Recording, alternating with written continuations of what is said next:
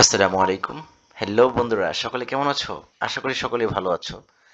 আজকের এই ভিডিওতে আমি তোমাদের সাথে কথা বলবো আইএলটিএস লিসেনিং পরীক্ষার হলে শুরু করার আগে, একদম পরীক্ষা শুরু হচ্ছে এই মুহূর্তে তুমি আসলে কি করবা এবং কি করবা না।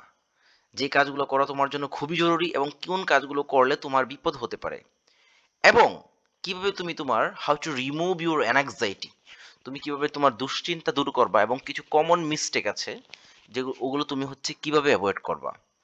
তার পাশাপাশি আমি তোমাদেরকে 10টা টিপস দিব লিসেনিং পরীক্ষার সময়ে, যেগুলো বা পরীক্ষার আগে যেগুলো করা তোমাদের জন্য খুবই জরুরি। এই কাজগুলো করলে আশা করা যায় তোমার পরীক্ষাটা গতানুগতিকের চেয়ে একটু হলেও বেশি ভালো হবে। তোমার যদি পাওয়ার কথা থাকে 7, ইনশাল্লাহ তুমি 7.5 পাবে। তোমার যদি পাওয়ার কথা থাকে 6.5, তুমি 7 পাবে যদি এই 10টি টিপস তুমি ফলো করতে পারো। একটু হলেও তোমার কনফিডেন্স বুস্ট করবে। তো চলো শুরু করি কি কি 10টা টিপস যেগুলো তোমরা করলে তোমার লিসেনিং সেকশনে পরীক্ষাটা একটু বেশি ভালো হবে। তো প্রথম যেটা, সেটা হচ্ছে ভিডিও শুরু করার আগে তোমাদেরকে বলছি তোমাদের সকলকে 2023 সালের ঈদ উল ফিতরের শুভেচ্ছা, সকলকে ঈদ মোবারক। ওকে, চলো। তো নাম্বার ওয়ান, প্রথমেই হচ্ছে তোমরা জানো যে আইএলটিএস পরীক্ষার হলে যখন পরীক্ষা শুরু হয় তার 1-1.5 ঘন্টা আগেই কিন্তু তোমাকে সেখানে গিয়ে পৌঁছাতে হবে। তোমার পাসপোর্ট চেক হবে, এভরিথিং কিছু প্রসেস আছে। এগুলো করার পর তোমাকে কিন্তু পরীক্ষার হলে বসিয়ে রাখবে বা তোমাকে আমাদের ওখানে দীর্ঘক্ষণ তোমাকে বসায় রাখবে। তো এই যে এই সময়টা তুমি অ্যাকচুয়ালি কি করবা, তোমার প্রশ্ন আসে। প্রথম তোমার মনে হতে পারে যে ভাই 1-1.5 ঘন্টা 2 ঘন্টা সময় বসে থাকবো, কত বিরক্তিকর একটা সময়। ডেফিনেটলি বিরক্তিকর, বাট এই সময়টাতে তোমাকে কিছু কাজ আছে, কৌশল, এগুলো অবশ্যই তোমাকে করতে হবে। তুমি যদি এই কাজগুলো না করো, টু বি অনেস্ট, তোমার পরীক্ষাটা কিন্তু খারাপ হয়ে যাবে। সেটা কিরকম? নাম্বার ওয়ান হচ্ছে remember the almighty Allah or your god, the creator. প্রথমত তুমি এই যে সময়টা আছে, তুমি যদি মুসলিম হও বা অন্য যে কোনো ধর্মের হও, তুমি এই সময়টা তোমার সৃষ্টিকর্তাকে স্মরণ করবে। তোমরা অবশ্যই জানো, তুমি যতই ভালো চেষ্টা করো না কেন, যতই পরিশ্রম করো না কেন, সৃষ্টিকর্তা যদি তোমাকে রহমত না করেন, বরকত না দান করেন, তুমি কিন্তু বারবার পরীক্ষা দিয়েও ভালো স্কোর করতে পারবে না। দিন শেষে সৃষ্টিকর্তাই, মহান সৃষ্টিকর্তার ইচ্ছাতেই সবকিছু হয়। এই জন্য অবশ্যই তুমি সৃষ্টিকর্তাকে স্মরণ করবে। বেশি বেশি দুরূদ শরীফ পড়তে পারো, আয়াতুল কুরসি পড়তে পারো, দোয়া পড়তে পারো। উম, যে আল্লাহ আমার জন্য হচ্ছে যথেষ্ট। দেখবে ইনশাআল্লাহ তোমার পরীক্ষায় বরকত হবে। আর সেকেন্ড যে কাজটা, সেটা হচ্ছে washroom must. Washroom is mandatory for all. ধরো তোমার পরীক্ষাটা শুরু হবে 11টায়, তোমাকে 9টা 9:30টার দিকে ওরা হচ্ছে ভিতরে হচ্ছে ঢুকিয়ে ফেললো।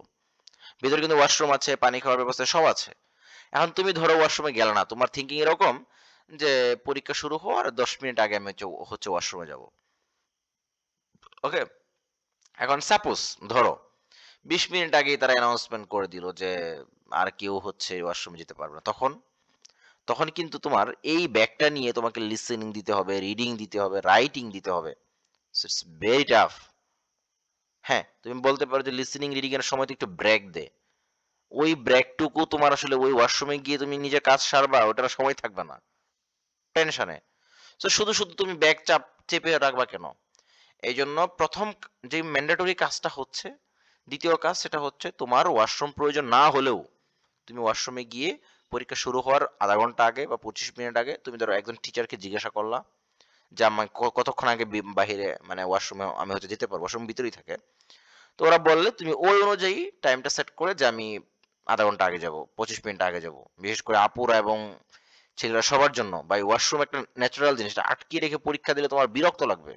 এবং অনেকেই ভুলটা করে পরীক্ষার হলে, পরীক্ষা দেখা গেছে নিজের মন মেজাজ ভালো থাকে না। সো ওয়াশরুমে গিয়ে তোমার কাজটা সেরে হাত মুখ ধুয়ে, যারা মুসলিম আছে অজু করে নিতে পারো, ফ্রেশ হয়ে রিল্যাক্সে এসে হচ্ছে বসে তুমি আবার হচ্ছে দোয়া কালাম পড়তে থাকবা। কারণ পরীক্ষার মাঝখানে যদি তোমার ওয়াশরুম চাপে, তুমি কিন্তু একটা জঘন্য বিপদে পড়বা। কারণ তুমি এক্সাম রেখে তো ওয়াশরুমে যেতে পারবে না, তাই না? দেন আরেকটা কাজ হচ্ছে গলা গলা ভিজিয়ে নিতে পারো 1 চুমুক পানি দিয়ে। সেটা কিরকম? যখন এক্স্যাক্টলি তোমার পরীক্ষা শুরু হচ্ছে সেই সময়টা তুমি যে কাজটা করতে পারো, জাস্ট একটু গলাটা ভিজায় নিলা পানি খায়। অত পেট ভরে পানি খাওয়ার দরকার নেই। কেমন? তুমি হচ্ছে জাস্ট গলাটা 1 চুমুক পানি দিয়ে কি করলা, ভিজিয়ে নিলা। এতে কি হবে, তোমার কনফিডেন্স কিন্তু বুস্ট আপ হবে, গলা শুকিয়ে যাবে না। কারণ তুমি প্রথমবার যদি এক্সাম দিতে চাও তোমার একটু ভয় লাগবে, আনইজি লাগবে, নার্ভাস লাগবে, স্বাভাবিক। সেটা করতে পারো।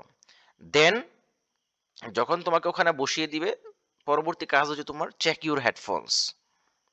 তোমার কানে হেডফোনটা দিবে ওরা, পরীক্ষার 10-15 মিনিট আগে থেকেই ওরা এই হেডফোনে বিভিন্ন জিনিস ছাড়বে, বিভিন্ন অডিও ছাড়বে, লিসেনিং ছাড়বে, ছেড়ে তোমাদের হেডফোনগুলো টেস্ট করে নিতে বলবে।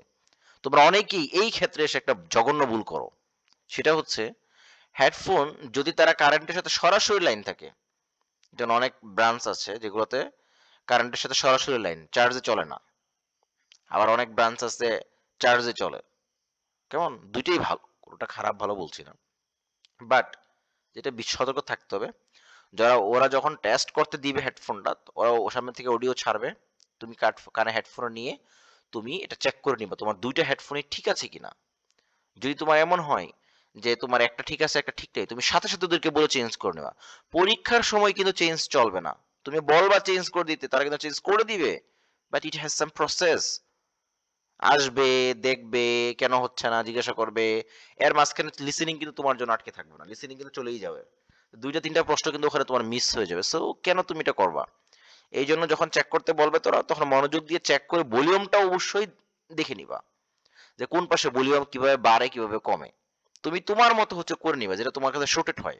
তবে সাউন্ডটা একটু বাড়িয়ে নেওয়া ভালো, তাহলে বাইরের কোনো নয়েজ টয়েজ এরকম পরীক্ষা তো এমনি আসে না, তারপর তুমি সেফ থাকলো। Bad luck if your headphones connection is lost.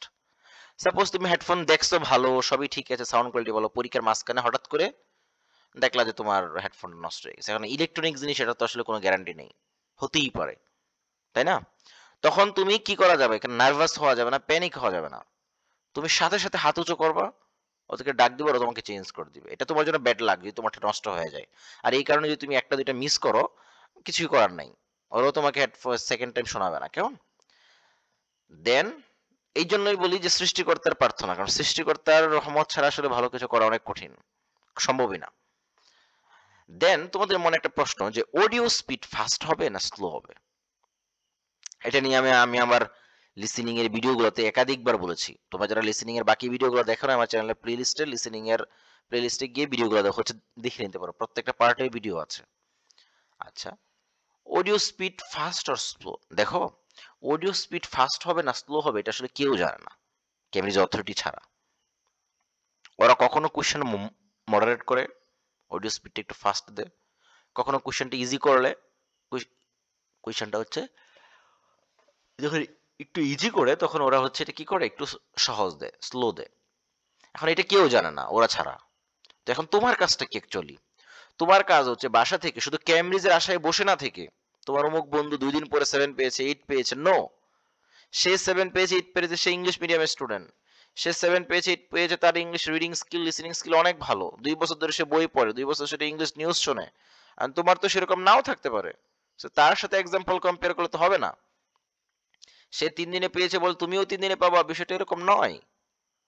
তোমার 3 মাসও লাগতে পারে, তোমার গাইডলাইনের প্রয়োজন হতে পারে, কেমন? যেমন আমাদের মতো যারা ইংলিশে অনার্স মাস্টার্স বা ইংলিশের উপর দক্ষতা নিয়ে সবসময় চর্চায় আছে, তাদের জন্য কিন্তু আইএলটিএস বেশি সময় লাগে না, 1 সপ্তাহ 2 সপ্তাহ প্র্যাকটিস করে গেলেই পরীক্ষা একটা ভালো স্কোর করা যায়। বাট যারা এই লেভেলের না, বাংলা মিডিয়াম থেকে আসছো বা অন্যান্য স্টুডেন্ট যারা বুঝতেছো না কিভাবে প্রিপারেশন করতে হয়, তাদের কিন্তু টিচারের প্রয়োজন, টিচার গাইডলাইন বাই। আমি যেমন আমার স্টুডেন্টদেরকে প্রত্যেকটা লিসেনিং এর পার্ট ধরে ধরে বুঝিয়ে দিই কোনটা কিভাবে সলভ করতে হবে। যারা আমাদের ব্যাচে ভর্তি হতে চাও, আফটার ঈদ আমাদের ব্যাচ খুব শীঘ্রই শুরু হচ্ছে, আমাদের হোয়াটসঅ্যাপ নাম্বার দেওয়া থাকবে, চাইলে তোমরা ইনবক্সে যোগাযোগ করতে পারো, কেমন? আমি অ্যাড করে দিব। আর যারা মেয়েরা এবং ছেলেরা আছো, আমাদের ফ্রি মেসেঞ্জার গ্রুপে যদি হচ্ছে যুক্ত হতে চাও, আমাকে ইনবক্স করো, আমি তোমাদেরকে আমাদের ফ্রি গ্রুপে অ্যাড করে দেবো। সেখানে আমরা প্রায় ফ্রি ক্লাসগুলোর লিঙ্ক দিয়ে থাকি, এবং IELTS related, study related, abroad related, visa related সকল ধরনের সাহায্য আমি যতদূর পারি করার হচ্ছে চেষ্টা করি। যে ব্যস্ত থাকতে হয়, তারপর চেষ্টা করি তোমাদের সাথে কাজ করার জন্য, কারণ প্রায় 2-3 বছর ধরে আমাদের এই গ্রুপটা হচ্ছে কন্টিনিউ আছে। সো এই জন্য অডিও স্পিড ফাস্ট হবে না স্লো হবে সেটা নিয়ে মাথা ব্যথা না করে তুমি বরং ক্যামব্রিজ আগে প্র্যাকটিস করো, দেন হচ্ছে প্র্যাকটিস প্লাস 1 2 3, ব্যারন্স প্র্যাকটিস সহ আরো যে প্র্যাকটিস গুলো আছে ওইগুলো থেকে তোমরা হচ্ছে কি করতে পারো, ফার্স্ট একটু প্র্যাকটিস করে প্রিপারেশনটা ঝালাই করে নিতে পারো। যদি পরীক্ষায় স্লো আসে তো ভালো, মাশাআল্লাহ, ফাইন। যাতে ফার্স্ট আসলেও যেন তোমার কোনো প্রবলেম না হয়, ফার্স্ট আসলেও তুমি যেন ভরকে না যাও, তুমি যদি ভয় পেয়ে না যাও, তখনও যেন তুমি ভালো করতে পারো। এখন তোমার একজন টিচার তোমাকে বললো যে না না না, ক্যামব্রিজ ছাড়া কিছু করার দরকার নাই, ক্যামব্রিজ তুমি স্লো প্র্যাকটিস করলা, পরীক্ষার হলে আল্লাহ না করুক মডারেট হলো কোশ্চেন, ফার্স্ট চলে আসলো, তখন তখন তো তুমি একদম ধরা, তখন তো তুমি আর তোমার স্যারকে বলতে পারবা যে স্যার আপনার জন্য এটা হয়েছে? তোমার তো টাকা শেষ অলরেডি পরীক্ষা দিয়ে, এত বিশাল ফি দিয়ে তুমি পরীক্ষা দিছো। এই জন্য স্লোর পাশাপাশি একটু ফাস্ট প্র্যাকটিস করে রাখলেও দেখা গেছে পরীক্ষা যদি ফাস্ট আসে তাও যেন তোমার খারাপ না হয়, আগে থেকে প্রিপারেশন নিয়ে রাখলাম। Then transfer your answer to the answer script. তো তোমরা জানো যে লিসেনিং সেকশনে যখন এক্সাম হয়, অডিওটা প্লে করে, তখন আমরা কি করি, অবশ্যই অবশ্যই আনসারটা আমাদের কোশ্চেন পেপারে লিখি। কারণ আমি ওই অডিও শুনে কোশ্চেন পেপার দেখবো, আনসার স্ক্রিপ্ট দেখবো, এত সময় বা এত বোকামি কিন্তু কেউ করা যাবে না। আমরা আনসার স্ক্রিপ্টটা কোশ্চেনের মধ্যেই হচ্ছে উঠাবো। বাট যখন এক্সামটা শেষ হয়ে যাবে সাথে সাথেই তুমি কোশ্চেনটা দেখে দেখে কত নাম্বার আনসার লিখছো, অনেকেই ভুলটা করো তোমরা, লিখতেছে 12 নাম্বার আনসার, কিন্তু আনসার স্ক্রিপ্টে উনি হচ্ছে লিখতেছে 9 নাম্বারে গিয়ে, তখন কিন্তু আনসার ডেফিনেটলি ইনকারেক্ট, রং হয়ে যাবে। কেমন? এই জন্য 10 নাম্বার আনসার 10 নাম্বারে লিখতে হবে। স্পেলিং মিস্টেক, লিসেনিং সেকশন এর মতো একটা সহজ সেকশনে অনেকেই আছো যারা দেখা গেছে ইজিলি 30টা 32টা হয়, 25টা 26টা হয়, বাট স্পেলিং মিস্টেকের কারণে 4-5 মার্ক হচ্ছে মনে করো তোমার হচ্ছে কাটা যায়। এখানে কোনো স্পেলিং মিস্টেক করা যাবে না, মিউজিশিয়ান বানান যা সেটাই তোমাকে লিখতে হবে। হ্যাঁ, এখন বলতে পারো আমি যদি ব্রিটিশ ফর্মে লিখি কারেক্ট, আমেরিকান ফর্মে লিখি কারেক্ট, বাট স্পেলিং মিস্টেক করা যাবে না। দেন 10 মিনিট যখন তুমি আনসার স্ক্রিপ্টগুলো তুললা, দেন লাস্ট কাজ হচ্ছে তোমার review A to Z thoroughly. তুমি তোমার কোশ্চেনটার সাথে এটা মিলাবা দ্রুত, 10 মিনিট যেটা সময় আছে 4-5 মিনিট এটা শেষ করে ফেলার চেষ্টা করবা, এবং আনসার স্ক্রিপ্ট তুমি হচ্ছে মিলাবা যে কোথাও কোনো ভুল হলো কিনা, তোমার রোল নাম্বার ঠিক লাগছে কিনা, নাকি তুমি হচ্ছে রিডিং সেকশনে লিসেনিং আনসার হচ্ছে লিখে ফেলছো, এই বিষয়গুলো তুমি চেক করবা। কেমন? দেন আসি আমরা last, never expect anything from anyone. হ্যাঁ, এটা শুনতে একটু খারাপ শোনাই, আপনি বলতে পারেন যে ভাই আমরা জানি এগুলা, তারপরে আমি বলে দিচ্ছি যারা নিউ তাদের জন্য যেন সহজ হয়। পরীক্ষার হলে আপনি যদি কারোর সাথে একটু দেখা দেখি বা কোনো ধরনের ইয়ার চেষ্টা করেন, টু বি অনেস্ট আপনি কিন্তু এক্সপেল হয়ে যাবেন, আপনাকে কেউ কিছু বলবে না, দেখবেন আপনার হচ্ছে রেজাল্ট আসবে না। কোনো টিচারের সাথে খারাপ ব্যবহার করা যাবে না, কোনো স্টুডেন্টদের সাথে গিয়ে হচ্ছে গল্পও দেওয়া যাবে না। ভাই আপনি এত কষ্ট করে প্রিপারেশন নিয়েছেন, একজন টিচার রেখে পড়ছেন, আমার কাছে পড়েন বা যার কাছে পড়েন, আপনি শুধু শুধু কেন গিয়ে আপনার নিজের ইমেজটা নষ্ট করবেন? আপনি সেখানে আপনার কাজ হচ্ছে কারো কাছ থেকে কিছু এক্সপেক্ট করে নিজের মতো বসে থাকেন। অতিরিক্ত কথা বলতে গেলে মানুষের তখন উনি দেখা গেল উনি আপনার প্রতি তাকাইছে বা আপনার কোনো ডিস্টার্ব করছে, আপনার খাতাও নিয়ে নিল, ওনার খাতাও নিয়ে নিল, আপনিও ফেল উনিও ফেল, দরকার কি ভাই? তাছাড়া কারো কাছে এক্সপেক্ট করার কিছু দরকার নাই, আপনি নিজে যা পারেন তাই লিখবেন, ইনশাল্লাহ ভালো একটা স্কোর করবেন। তো আজকের এই ভিডিওতে আমরা মূলত কি শিখলাম, যে কারো কাছ থেকে কোনো কিছু এক্সপেক্ট করা যাবে না, রিভিউ এ টু জেড সবকিছু রিভিউ করবেন ঠিক মতো লিখছেন কিনা, স্পেলিং মিস্টেক, দেন হচ্ছে আনসার স্ক্রিপ্ট কিভাবে উঠাবেন সেটা বললাম। হয় ওই সবগুলো ছোট হাতের লিখবেন, না হয় সব বড় হাতের লিখবেন, বাট রিমেম্বার দ্যাট ছোট হাতের লিখলে ক্যাপিটালাইজেশন রুলস ফলো করতে হবে। তারপর আমরা জানলাম যে অডিও স্পিড ফাস্ট হবে না স্লো হবে। তারপর ব্যাড লাক, যদি আপনার কানেকশন লস্ট হয়ে যায় আপনাদেরকে বললে ওরা চেঞ্জ করে দেবে, but it's up to you, it's up to your luck. তারপর চেক হেডফোন নিয়ে কথা বললাম, হেডফোন ভালো করে চেক করে নেবেন কিভাবে ভলিউম বাড়ায় কমায়। দেন আমরা ছিলাম গলা ভিজিয়ে নিতে পারেন এক চুমুক পানি দিয়ে, একটু পানি খেয়ে জাস্ট গলাটা ভিজিয়ে নিলে আপনার কনফিডেন্স বুস্ট আপ হবে। বা শ্বাস নিতে পারেন জোরে জোরে। ওয়াশরুম ম্যান্ডেটরি বা ওয়াশরুম মাস্ট, আপনার যদি ওয়াশরুম প্রয়োজন হয় অবশ্যই এক্সামের 20-15-25 মিনিট আগেই আপনি এক্সামে ওয়াশরুমে গিয়ে আপনার যাবতীয় কাজকাম সেরে উজু টুজু করে নেবেন।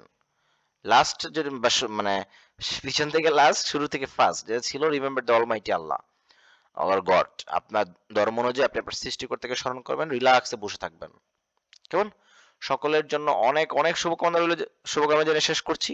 এই কাজগুলো যদি ফলো করতে পারেন আশা করা যায় আপনার অ্যাংজাইটি দূর হয়ে যাবে, টেনশন দূর হয়ে যাবে, ইনশাআল্লাহ আপনি ভালো একটা লিসেনিং এক্সাম দিবেন। আর আপনার তো জানেনই শুরুটা যারা ভালো হয় শেষটাও ইনশাআল্লাহ ভালো হয়। কেমন? সকলের জন্য সকলকে ঈদুল ফিতরের শুভেচ্ছা জানিয়ে শেষ করছি। আর যারা আমাদের কোর্সে জয়েন হতে চান তাদেরকে আমি নাম্বার দিয়ে দিচ্ছি আমাদের ডেসক্রিপশন বক্সে, আপনারা অবশ্যই যোগাযোগ করবেন।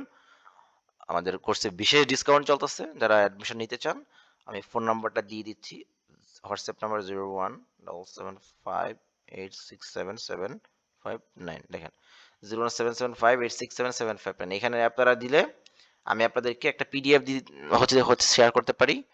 হ্যাঁ, সেটা হচ্ছে আমাদের গ্রুপ আছে আইএলটিএস ফ্লাই বাংলাদেশ গ্রুপে, ওই গ্রুপে যুক্ত হলেও পাবেন, ফেসবুকে গিয়ে সার্চ দিলে আইএলটিএস ফ্লাই বাংলাদেশ গ্রুপ, ওখানে আমাদের এই 1200 ওয়ার্ডের একটা পিডিএফ আছে স্পেলিং প্র্যাকটিস করার জন্য। যারা নেন নাই তারা চাইলে ফ্রিতে বিনামূল্যে আপনারা নিতে পারেন। সকলকে অনেক অনেক ধন্যবাদ। আসসালামু আলাইকুম ওয়া রাহমাতুল্লাহি ওয়া বারাকাতুহু।